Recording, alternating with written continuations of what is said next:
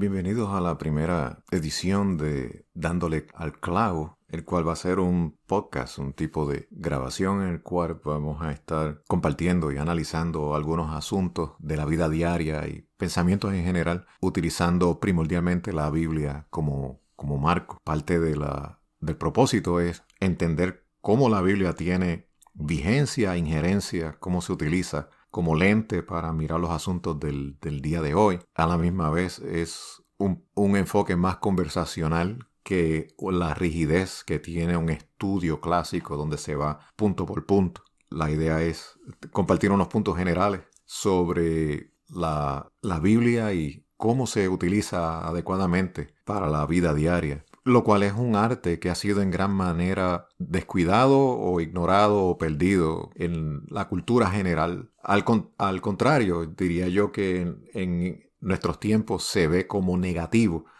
el echar mano de lo que la Biblia dice para alumbrar los asuntos. Y lo considero que es un gran error y una actitud hasta cierto punto arrogante, lamentablemente enseñada, en el cual las personas actúan rápidamente a descartar cualquier referencia a la Escritura. A la misma vez, la gente tiende a tener una opinión positiva de Jesucristo y piensan que Jesucristo fue un gran hombre, una gran figura, una persona llena de sabiduría. Sin embargo, Jesucristo citó muchísima Escritura del Antiguo Testamento y él produjo, obviamente, la mayor parte del contenido o es el fundamento para lo que está en el Nuevo Testamento. Y la mayoría de las personas que descartan lo que la Biblia dice como herramienta para analizar las cosas, nunca se sientan a pensar en que tienen una contradicción en la lógica. Pensar bien de Jesucristo y a la misma vez descartar lo que Jesús decía.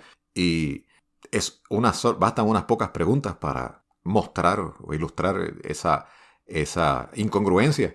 Porque si Jesús era quien decía que él era, entonces sus expresiones y su palabra y lo que él enseña tienen importancia suprema.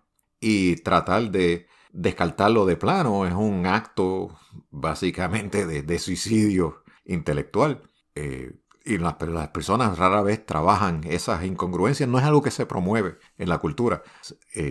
Y tienden a poner a Jesús arriba y las palabras básicamente abajo, y hay algunas razones que podríamos entrar para esa actitud, pero creo yo que es parte de la razón por la que en una parte de la Biblia Jesús dice: ¿por qué me llaman a mí Señor, Señor y no hacen lo que yo digo? Y yo creo que mucho de esa actitud se revela en el día de hoy.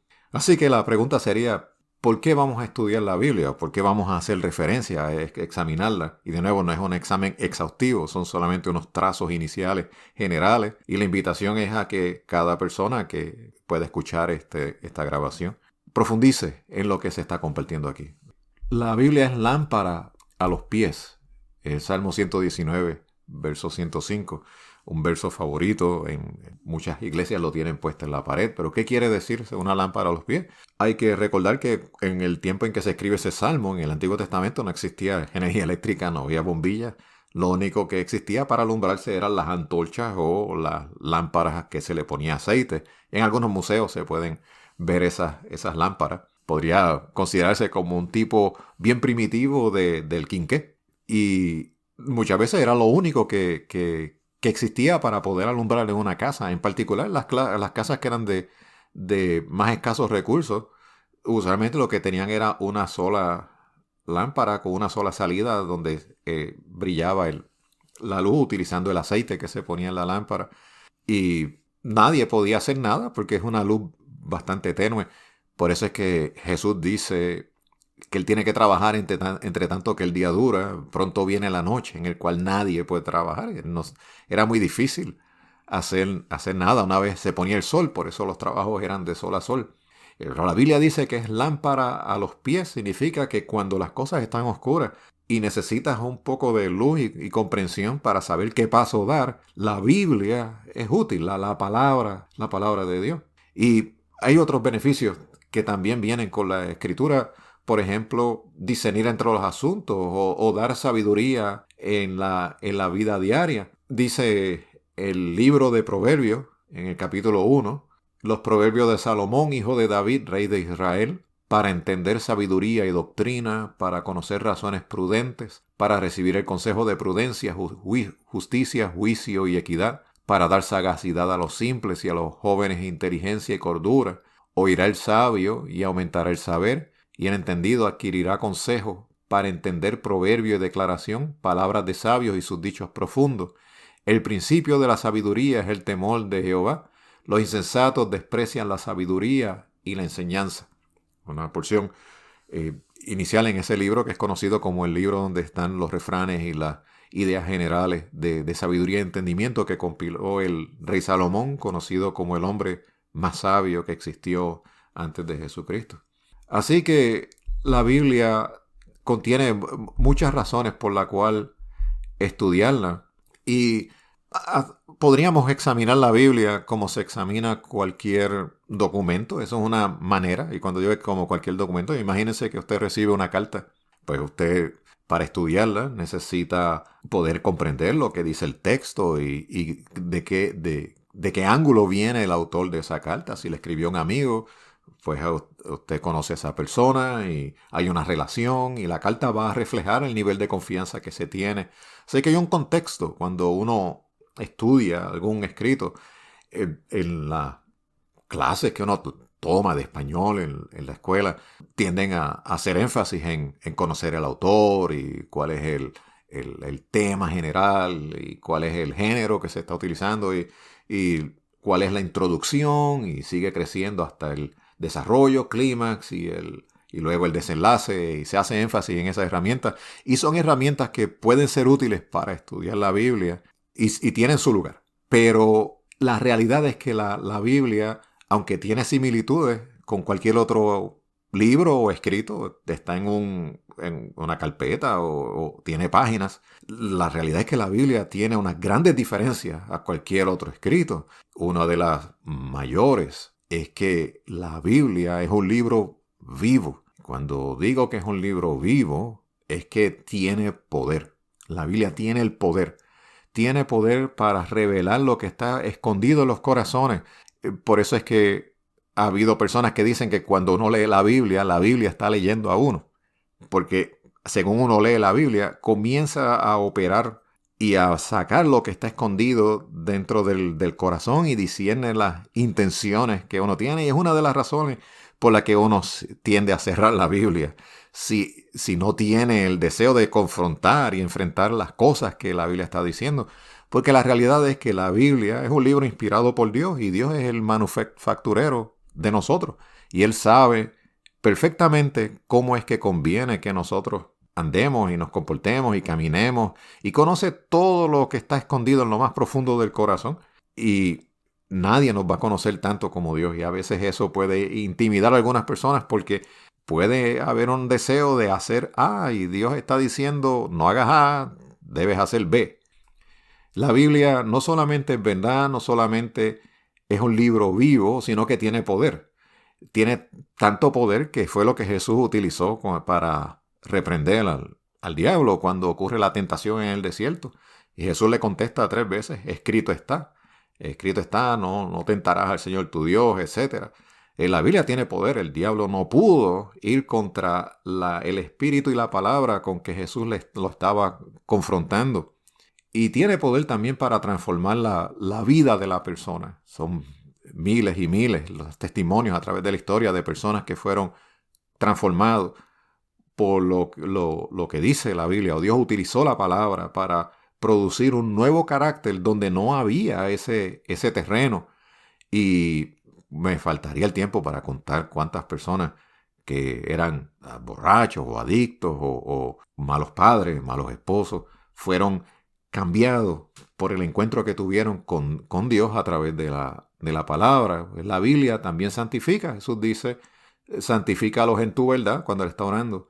Tu palabra es verdad. Sí que la Biblia tiene gran poder, pero quizás la característica máxima, y es la razón por la que no quería darle a este primer episodio de el podcast un estilo rígido de estudio bíblico, sino trazos generales, es que la Biblia tiene la característica única de que su autor está vivo y está accesible para respaldar lo que dice ahí. La Biblia es un libro milagroso en el cual las cosas que declara son respaldadas por Dios mismo. Y Dios puede ser conocido a través de la Biblia, de la palabra que Él declara. ¿Y por qué? Porque la Biblia contiene preciosas promesas que Dios respalda. Un ejemplo es cuando la Biblia dice que el que invocare al nombre del Señor será salvo en el libro de Romanos. Es una gran promesa y requiere la mano milagrosa de Dios para cumplir esa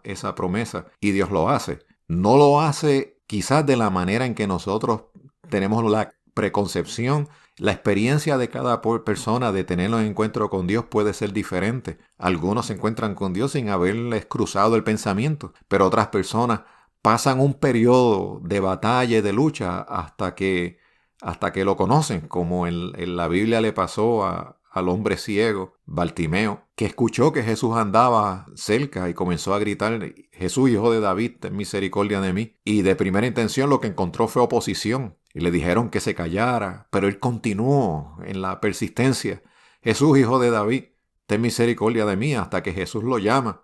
Y entonces la misma multitud que se oponía a que él gritara fueron los que le dieron ánimo y le dijeron: ven acá que el Señor te llama. Y entonces él tiene ahí su encuentro con el Señor. Y podemos ver en el ejemplo de Bartimeo que hubo una batalla inicial.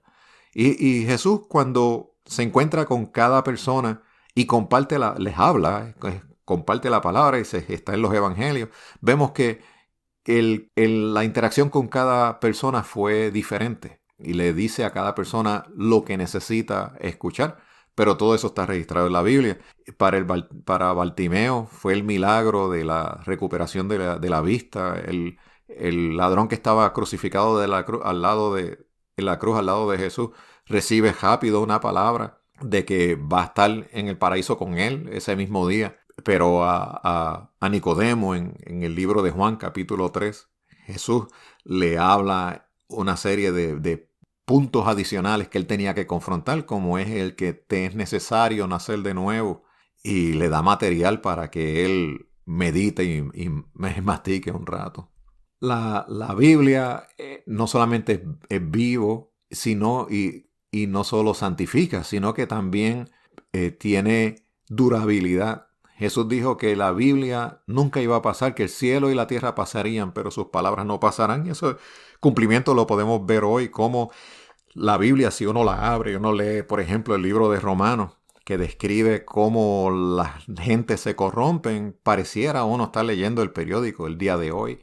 La Biblia también contiene profecías impresionantes que se cumplieron. Quizás las profecías más impresionantes es cuando cerca de 1000 años antes se profetiza la llegada de Jesús y la Biblia habla de dónde iban a ser y cómo iba a vivir, de qué linaje iba a ser, cómo iba a ser su vida, el tipo de muerte que iba a tener, la resurrección. Todo eso está en el Antiguo Testamento. Por eso fue que cuando Jesús resucita y comienza a aparecer a los discípulos, se encuentra con dos que iban caminando a otro pueblo, Emaús, y Jesús les comienza a contar todas las cosas que decía el Antiguo Testamento que tenían que cumplirse respecto a él, porque están profetizadas en el Antiguo Testamento y se cumplieron.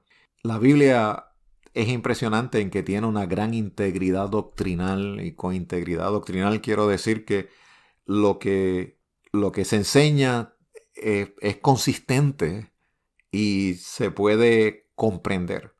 No tiene unos brincos incomprensibles. Y eso yo creo que es uno de los principales puntos que la gente se queja con la Biblia. Le dicen que la Biblia tiene contradicciones, pero cuando uno pregunta tratando de profundizar, casi nadie sabe citar cuál es una de las contradicciones que supuestamente tiene la Biblia. Y es porque mucha gente repite lo que se les dice. Ha habido una gran operación en la cultura para distanciar a las personas de la Biblia, y yo puedo mencionar algunas de las cosas que dicen. Por ejemplo, que el que lee la Biblia se vuelve loco. Esa es una de las más comunes que yo escuchaba cuando era joven. Y la realidad es que yo nunca conocí a nadie que se hubiera vuelto loco. Sí he conocido gente loca, pero no que se hubiera vuelto loco porque se sentó a estudiar la Biblia. Lo que sí existe es gente que estudia mal la Biblia, o gente que no estudia con un cuidado de herramientas básicas para comprender la escritura. Lo estudian de una manera como uno no trataría ni siquiera la carta de un amigo. Me recuerdo de un programa cuando yo era pequeño. Mi papá ponía un programa radial que se llamaba La Tremenda Corte con Tres Patines. Y en ese programa estaban juzgando a Tres Patines porque le había robado, había engañado y le había robado algo a alguien. Me parece que era Rudecindo. Y Tres Patines alega que no puede ser fraude si está anunciado, y el juez le pregunta cómo es que usted le anunció a Rudecindo que iba a engañarlo. Y Tres Patines alega que fue con una carta, y el juez le dice, bueno, ¿y qué dice la carta? Bueno, la carta dice, estimado Rudecindo. Y en ese mismo momento el juez envía a Tres Patines a la cárcel por charlatán. Pero noten la tortura que hace Tres Patines con el texto, que no es la manera en que se debe, nadie estaría de acuerdo en que es la manera en que se debe leer una carta, pero hay personas que cuando tratan la Biblia hacen algo parecido a lo que Tres Patines hacía, insertan el significado que ellos quieren que se vea en el texto en lugar de extraer lo que el texto quiere decir. Así que otra excusa que se da es que la Biblia se ha distorsionado a través de los siglos, y la realidad es que los hallazgos arqueológicos que se han hecho muestran que la Biblia ha mantenido una increíble integridad en su texto. Se encontró en los rollos del Mar Muerto y otros hallazgos. Así que la pregunta sería, ¿cómo es que debemos estudiar la Biblia? La realidad es que la Biblia es un punto de encuentro entre la mente de Dios y la mente del hombre. Hay un elemento natural y un elemento sobrenatural. Naturalmente, nuestros ojos tienen que ir sobre el texto y tenemos que conocer el idioma para poder tener comprensión, así que tiene que entrar por los sentidos, sea por los ojos o por los oídos, y llegar al cerebro. Pero a la misma vez hay una operación sobrenatural en el cual el Espíritu Santo va dando entendimiento y comprensión de lo que se está leyendo. Y eso es parte de lo que Jesús hizo con los discípulos. Dice la Biblia que Jesús sopló sobre ellos y les dijo que habían recibido entendimiento para comprender la Escritura. Así que hay presencia divina, hay una operación de Dios para poder comprender la Biblia adecuadamente. Y parte de la razón es que la Biblia es hasta cierto punto como un taladro en el cual va penetrando en nuestra resistencia a enfrentar ciertas cosas. La realidad es que si la Biblia revela algo claramente y uno decide ignorarla, no hace mucho sentido pedirle un entendimiento más profundo. Muy probablemente la operación de comprender la Escritura se detiene. Que la Biblia no debe haber meramente disposición de escucharla, sino que tiene que existir disposición de hacerla. Si la Biblia dice que uno honra a padre y madre, uno debe tener el deseo, la inclinación de tratar de honrarlo, y ya sea mejor conducta o contribuir con las tareas en la casa para que no esté todo el peso sobre los padres. Si no hay deseo de comenzar a vivir lo que la Biblia dice, no hace mucho sentido pedir revelación más profunda o mejor entendimiento sobre la conducta en la casa, porque no hay deseo de hacerla. Y entonces eso el Espíritu Santo lo ve. Y pues entonces lo que ocurre es que en vez de estar en un papel de revelación de la Biblia, comienza un papel de reprensión o convicción para que uno se arrepienta y decida poner en acción lo que la Biblia enseña. Debemos también tener presente que la Biblia no debe leerse meramente a través del cristal de las experiencias que uno ha tenido, porque muchas veces las experiencias que tenemos no son las más adecuadas. Y un ejemplo es cuando la Biblia revela a Dios como Padre, pero no todas las personas han tenido un buen Padre. Así que al leer la Biblia y hablar de Dios como Padre, muchas personas tienen dificultades porque han tenido genuinamente malos padres.